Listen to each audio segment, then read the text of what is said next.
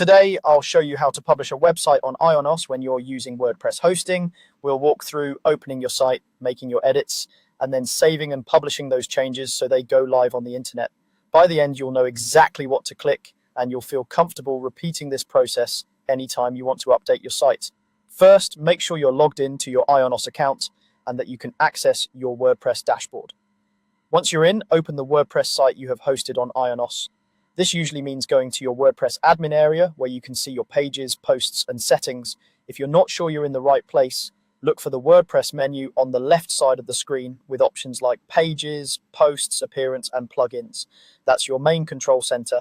Next, decide what you want to change. This might be text on your homepage, an image on your About page, a new blog post, or an update to your contact information. Click into the page or post you want to edit.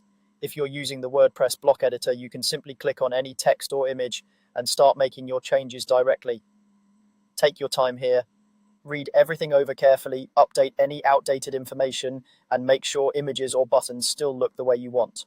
As you edit, it's a good idea to use the preview option whenever it's available.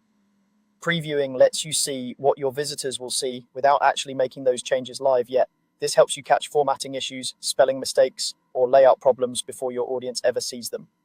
Once you're happy with the updates you've made, it's time to get ready to publish. In the editing screen, look toward the top right corner of the page or post editor.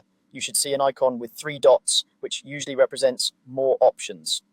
Click on those 3 dots. This menu often includes additional controls related to your current editor view, tools, and sometimes options related to saving or viewing your content. After you've opened that menu and confirmed everything looks the way you want, you're ready to save your work. In most cases with WordPress, saving is handled with a save draft or update button, depending on whether the page is new or already published. Carefully click to save your changes so that none of your work is lost. Waiting a moment for the save to complete is important, especially if your internet connection is slow. Once your changes are saved, look for the option to publish or update your page or post.